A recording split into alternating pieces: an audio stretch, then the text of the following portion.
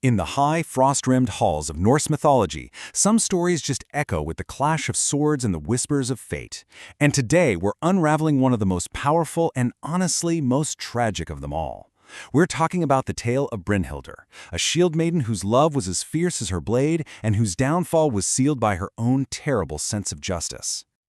And you've really got to remember this, because this is the absolute key to her character. This isn't just a simple story about a victim or a scorned lover. No, it's about a complex, powerful being whose entire tragedy was born from her own fierce integrity. Everything, and I mean everything, that follows is a direct result of one single choice she makes. So, our story kicks off with Brynhildr as this divine being, a Valkyrie. But it's a single act of defiance against the big boss himself, Odin, that sets her inescapable fate in motion. This is the moment the first thread of her tragedy is spun.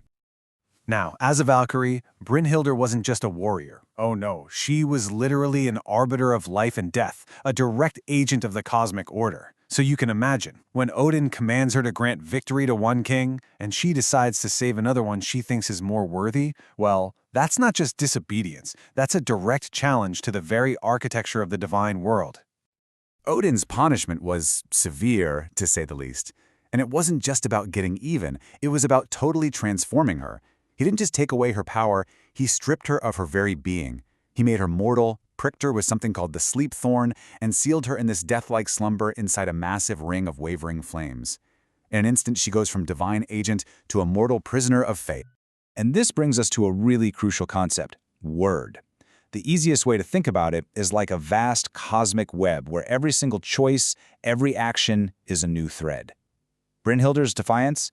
That wasn't just a single broken thread. It was a violent pull that sent massive ripples throughout the entire tapestry, creating a knot so tight it could only be untangled through, you guessed it, more tragedy. The one person destined to find that knot was the great hero Sigurd the Volsung. This guy, the famous dragon slayer, was pretty much the only man alive brave enough to ride his horse, Grani, right through that wall of fire to find the sleeping Shield-Maiden. So when Sigurd finally awakens her, he has to literally cut the mail coat from her body, almost like he's freeing her from a second skin. And their connection, it is immediate and it is profound. As a thank you for her freedom, she pours into him all these vast secrets of the runes, divine wisdom that governs victory and healing. And right there, they swear oaths of eternal love. But here's the kicker, the tragic irony of it all. As a token of his promise, Sigurd gives her a ring, and Varanut. The problem is, what they don't realize is that this ring is a vessel of doom. It carries an ancient curse of greed and death. So the very symbol of their epic love is also the seed of their ruin, a physical anchor that's about to drag their pure bond into a nasty cycle of betrayal. And that perfect bond, the one forged in fire and wisdom, yeah, it was not destined to last. As soon as Sigurd travels to the court of the Jukungs, those threads of fate start to get real tangled, poisoned by sorcery and the cold, hard math of dynastic ambition. You see, the queen, Grimhold, wants Sigurd for her own daughter, so she gives him a magic potion that completely erases his memory of Brynhildr, just gone. And this one act of sorcery does so much more than make him forget, it completely severs his connection to his own moral compass. It turns the greatest hero of the age into a pawn. And this is where the great deception happens. With no memory of his true love, Sigurd agrees to help his new brother-in-law, Gunnar, win the famous Shield-Maiden for himself. But Gunnar can't get through the fire, so Sigurd, using magic, takes Gunnar's form, rides through the flames a second time, and wins Brynhildr for another man. He even takes back that cursed ring from her finger. Now, to maintain some small sliver of honor, he places his sword between them in the bed. But the damage is done. This isn't just a trick, it is a profound violation of identity. Brynhildr agrees to marry a man she believes conquered the flames, completely clueless that it was actually her one true love, in disguise, acting as an imposter. This whole mess introduces another key concept, Urlog.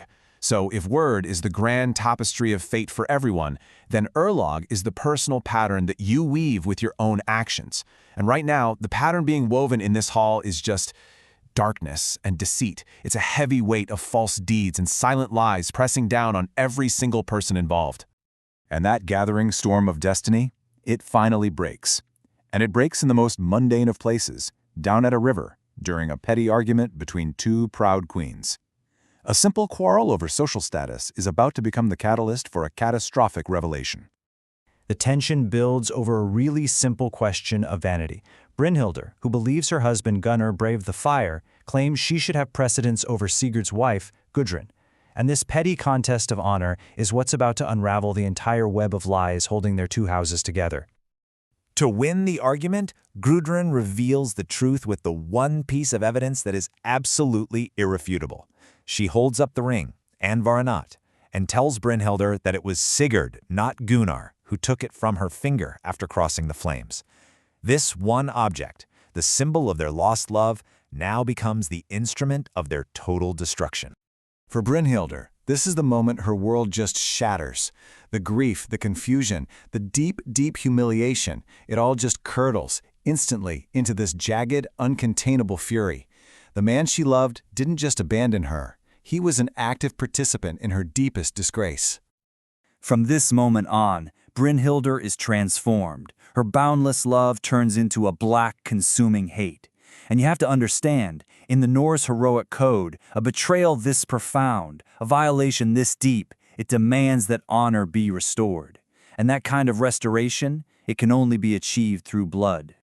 Her vengeance is a cold, calculated masterpiece of destruction. She weaves a new lie, a poisoned thread, claiming Sigurd defiled her, which forces Gunnar's hand. Bound by their own oaths, Gunnar and his brother turn to their younger sibling, the one who isn't bound by any blood oaths, to carry out the deed. And just like that, Sigurd, the great hero, is murdered. Not on the battlefield, but defenseless in his sleep. And this might be the most devastating detail in the entire saga. The moment her revenge is complete, the moment she hears Sigurd's wife cry out in grief, Brynhildr laughs. But it's a hollow, joyless sound. Her victory brings zero satisfaction, only the cold ash of regret as her rage finally burns itself out completely.